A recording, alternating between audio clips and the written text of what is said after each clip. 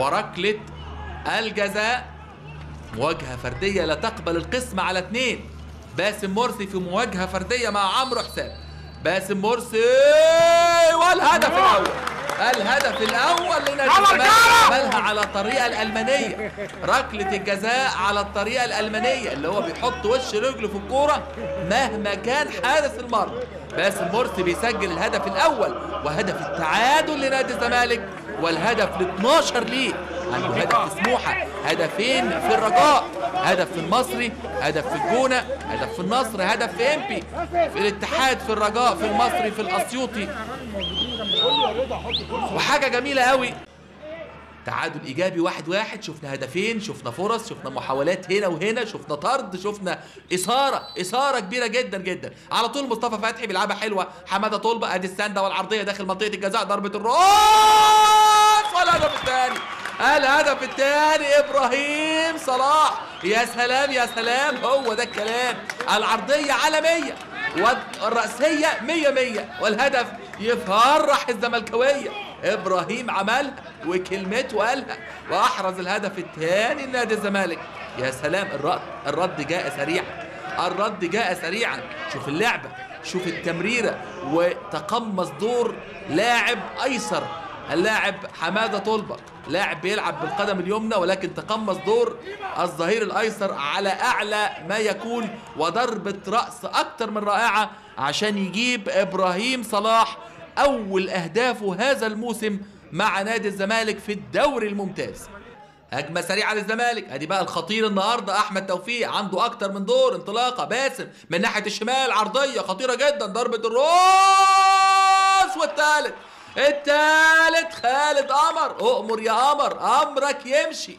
خالد قمر قول له شكرا، قول له متشكرين على الهديه المجانيه، مفيش كلام، هديه مجانيه اديها له مدافع اتحاد الشرطه. عملت العرضيه حلوه قوي. شوف اللعبه مره ثانيه، اقول لحضراتكم باسم مرسي عملها عرضيه في منتهى الروعه، ولكن محمد بسيوني شوف هنا بقى اتردت الكوره، وادي التسديده. هدف اول لنادي هدف ثالث لنادي الزمالك، وهدف اول لخالد قمر. خالد قمر اول لمسه، يمكن خالد قمر بيسجل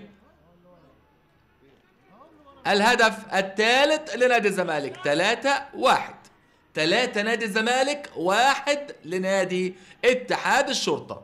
الهدف ده هنا او هنا، ادي العرضيه، ضربه الراس،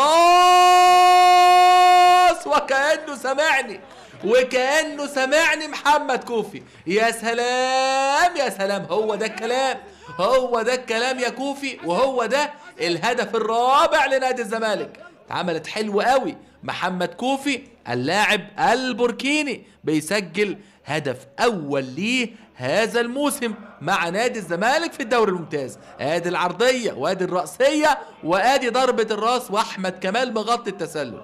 احمد كمال الباك الشمال مغطي التسلل، وادي كوفي عملها المره الاولى ما جاتش، عملها المره الثانيه صابت يا كوفي، مره تخيب ومره تصيب، وبيسجل نادي الزمالك هزيمه تاريخيه، ويلحق هزيمه تاريخيه مع نادي اتحاد الشرطه. هل ممكن نشوف خامس ولا ايه؟ عمر عرضيه داخل منطقه الجزاء، عمرو حسام في منتهى الخطوره، يجيبها مره ثانيه، خالد قمر على شماله يسدد، تخبط في كمال، لسه فيها كلام على حدود منطقه الجزاء، والكره حائره. خالد قمر، الله على ده هدف، الله على ده هدف. هل هلاله مرتين، هل هلالك مرتين يا خالد يا قمر. القمر بيطلع لنا مرة واحدة في اليوم، وانت بتطلع مرتين يا خالد يا قمر. يا سلام يا سلام، هو ده الكلام، وهو ده خالد قمر اللي احنا عارفينه، هو ده خالد قمر اللي احنا ياما نشدنا وقلنا خالد قمر موجود في منتخب مصر، هو كان الامل، ولكن انطفأت الشعلة قليلا، او هدأت الشعلة ولم تنطفئ. خالد قمر يا سلام يا سلام على هدوء اعصابك يا خالد. 5 خماسية زملكاوية في مرمى اتحاد الشرطة. مباراة تبقى للتاريخ للزملكاوية، مباراة للتاريخ للزملكاوية، مباراة تعلق في الأذهان.